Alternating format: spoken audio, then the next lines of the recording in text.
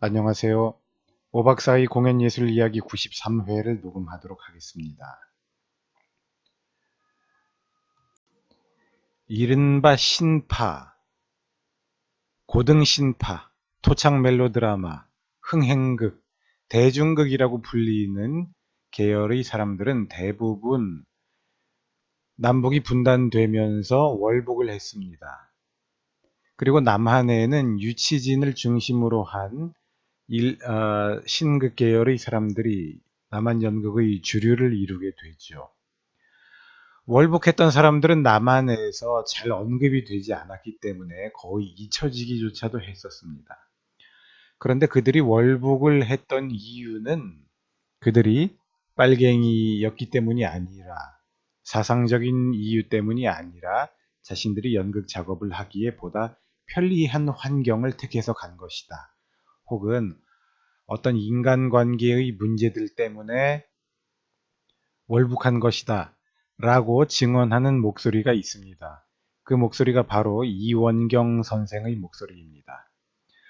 이번 회는 그의 책 공술의 공수거에 나오는 관련 부분을 읽으면서 그 점에 대해서 한번 생각해 보도록 하겠습니다.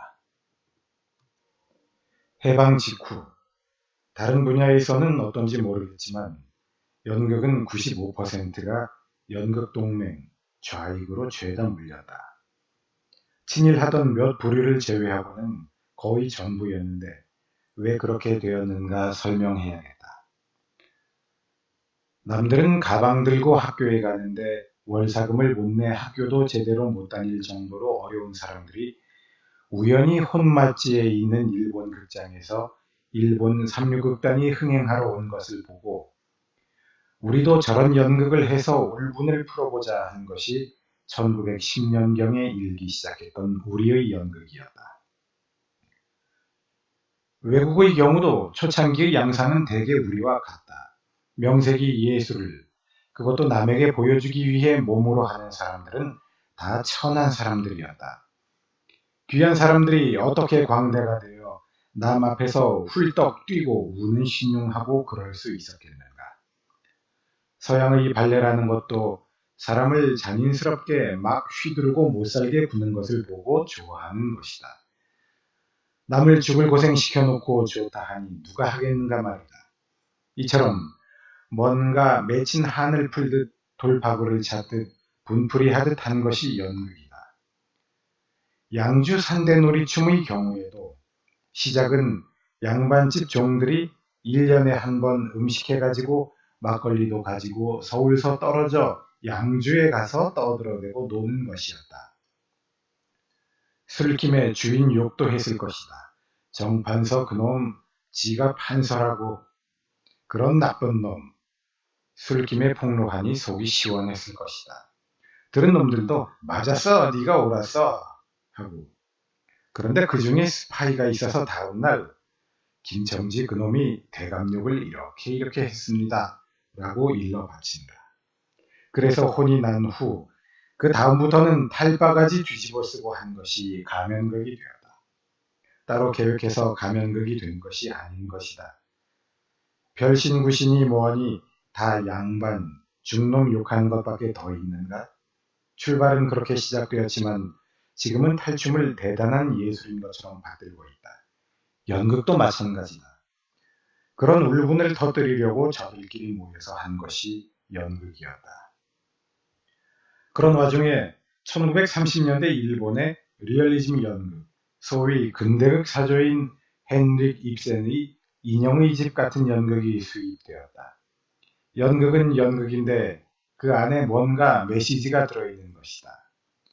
로라는 의사의 부인인데 가정이 재미가 없다. 남편은 밤낮 병원 일로 바빠서 여성으로서 가정을 가지고 있는 행복을 느낄 수가 없어서 우울한 것이다. 로라는 인형이지 사람이 아니었고 이에 대해 입센은 뛰쳐나가라고 했던 것이다. 그러니까 그 시대의 연극을 본 여성들이 와 하고 일어나서 해방론이 일어났다. 우리가 일본에 가서 번역한 서양 연극을 보고 깜짝 놀라서 한국에 돌아와 영문학한다, 동문학한다, 미술한다 끼리끼리 모여서 신극을 벌이게 되었다. 여태까지 한 맺힌 사람들이 한 것을 신파라고 했고 우리가 한 것은 신극이 되었다. 이처럼 신파와 신극은 세대가 바뀐 것이 아니고 동일 세대 안에서 정신세계가 바뀌어진 것이다. 그러니까 조선 속에서 저희끼리 이렇게 저렇게 연극을 하며 뭉치던 사람들이 1930년대 일본에서 유학 갔다 온 사람끼리 연극한다고 하니까 주눅이 든 것이다. 나도 그 속에 끼어서 알지만 그 사람들을 무시했었다. 멸시를 했다. 내가 종로를 걸어가면 동양극장에서 신파하던 이들이 슬그머니 저리로 피해갔다. 무서워서가 아니고 주눅이 들어서 그랬다. 그러면서 가다가 뒤돌아보고 했다. 나 역시 좋은 짓이 아닌 줄 알았지만 으스대기도 했다. 이게 해방이 되면서 신파하던 이들이 확 모이는 것이 연극동맹이었다. 좌익을 알아서가 아니었다. 김도환은 김좌진 장군의 아들인데 김좌진이 누구인지 우리는 그때 몰랐기 때문에 김도환을 그저 만주에서 독립운동하는 사람의 아들이다 정도로만 알고 있었을 뿐이다. 내가 1916년생이고 김도환이 1918년생이니 나보다 2살 아래로 고등학교를 같이 다녔지만 김도환은 다 못 마치고 말았다. 그때는 보통 학교도 다 월사금 내고 다닐 때였기 때문이다. 일본과 미국이 전쟁을 벌이던 무렵 내 나이 27, 28살일 때 나는 종로 3가 한 사무실에 몇몇 친구와 모여서 소일을 하고 있었다. 하루는 집에 가려고 저녁 때 사무실을 나섰는데 울퉁불퉁하게 생긴 몸이 어마어마하게 큰 사람이 쓱 지나가는데 같이 가던 친구가 얼른 저게 김두한이야 라고 해서 본 적이 있다. 김두한이 그때 벼랑간 해방 직후에 극우가 되어버렸다. 지금 말로는 극우지만 그때는 보통 다 무슨 동맹들에 모였다. 문학, 연극, 신문기자 할 것 없이 깡패들도 다 그쪽으로 모일 텐데 유독 김도환은 한독당, 한국독립당원이 되었다. 김도환은 주먹을 쓰는 사람이다. 그렇게만 알고들 있었는데 벼랑간 이승만의 노선을 따라 반탁으로 돌았다. 미국, 소련, 영국의 모스크바 삼상회의에서 2년인가 얼마 동안 조선을 신탁 통치하자고 결정했는데 그것을 처음에는 김일성 쪽에서 반대했고 이승만도 반탁을 했다. 그러니까 저쪽은 홀딱 바뀌었다. 그 틈바구니에서 김도환이가 어떻게 된 건지는 모르겠지만 어쨌든 아주 극우가 되었다. 극우가 되면서 깡패기질과 조직이 세력을 갖게 된 것이다.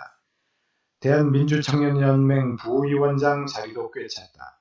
해방 후에는 김두한이 칠복, 구마적, 신마적 다 없애고 김두한 하나가 되었다. 당시 여운형의 건준, 조선건국준비위원회는 일종의 괴뢰로서 미군들이 한국 사람에게 치안 유지하라고 시킨 것이었지 자기 힘으로 무언가 한 것이 아니었다.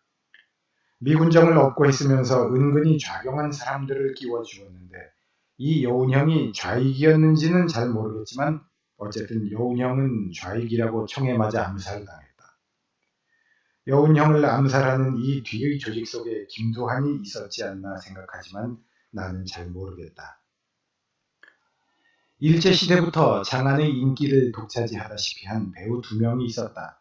심영과 황철이 그들인데 이 2사람 따라갈 배우가 아직 없다.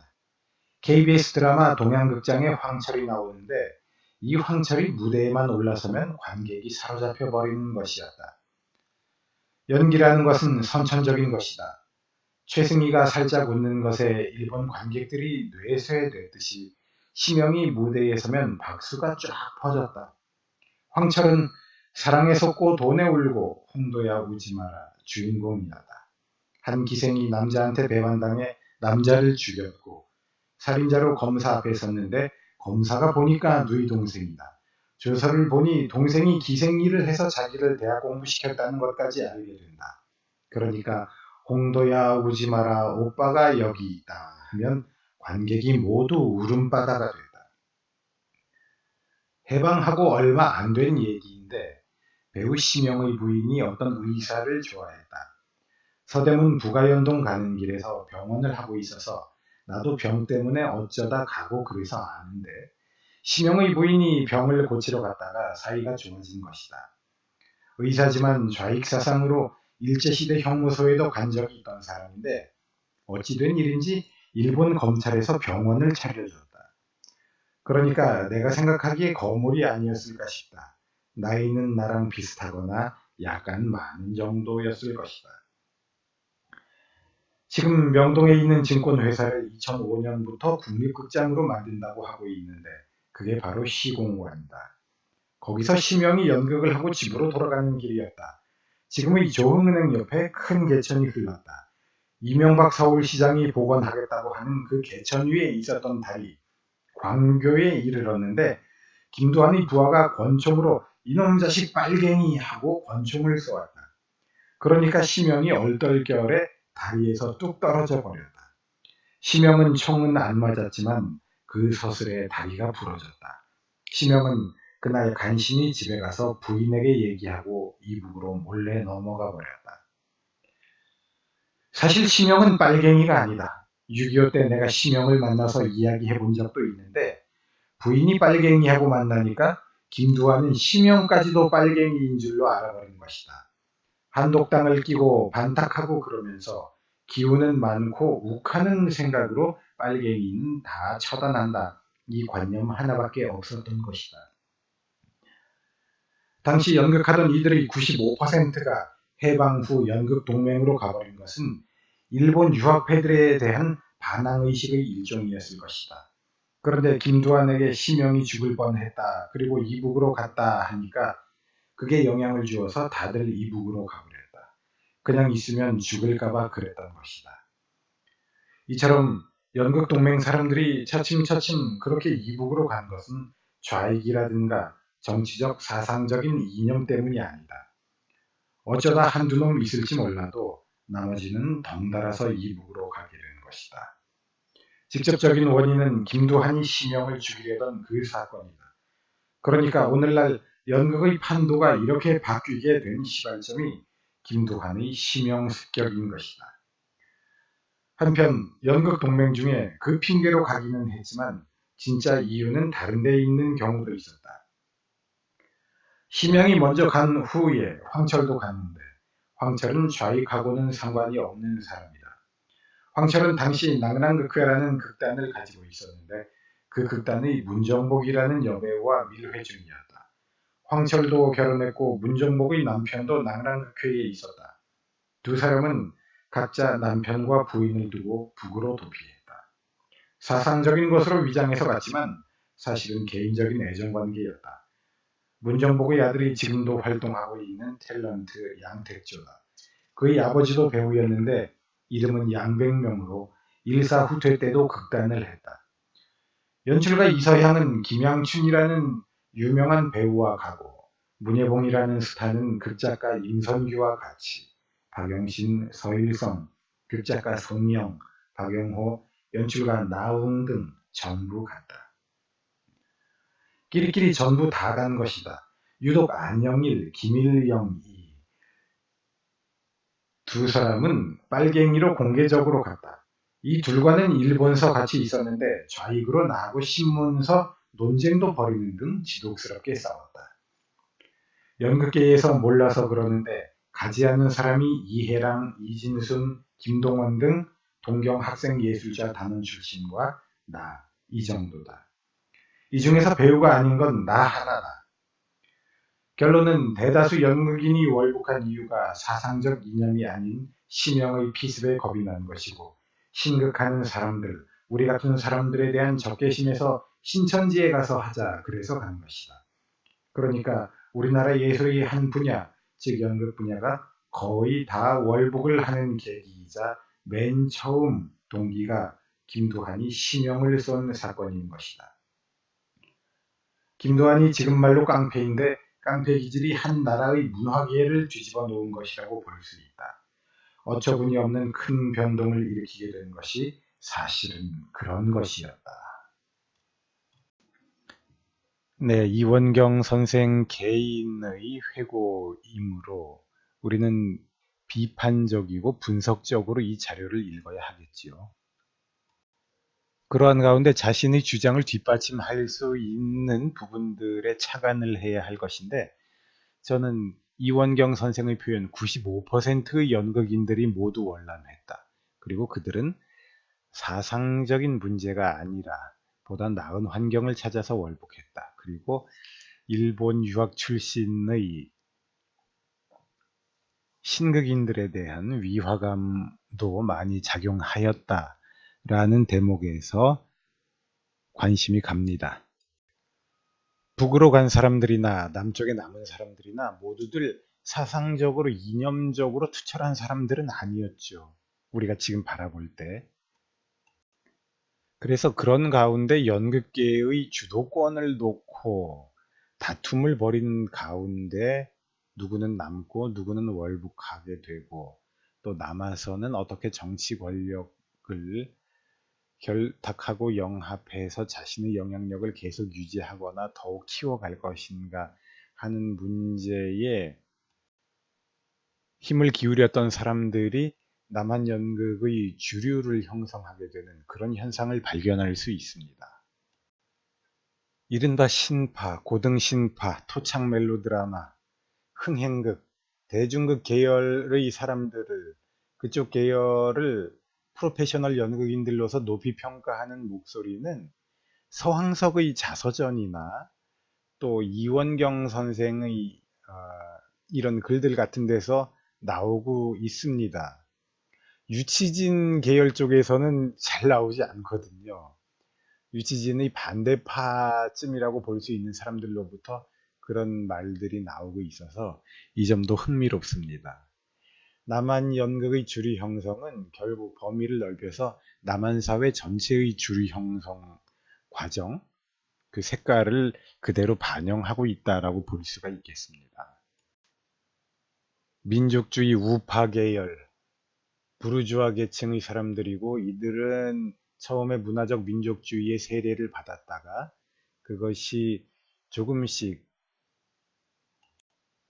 일제히 강압에 의해 퇴색하면서 1940년대에는 노골적으로 친일을 하게 되고, 해방 후에는 미국과 미국의 후원을 받은 혹은 사주를 받은 남한 권력에 기생하게 되는, 기생이란 말이 좀 심하죠. 영합, 협력, 공생하게 되는 그런 모습을 보입니다. 네, 이런 문제는 몇몇 학자들에 의해서 언급이 되었죠. 그렇지만 시간이 좀 더 흐르면 보다 적나라하게, 보다 원색적으로 언급이 되고 역사적으로 서술되지 않을까, 그렇게 생각해 봅니다. 이번 회는 여기서 마치도록 하겠습니다. 여러분 고맙습니다.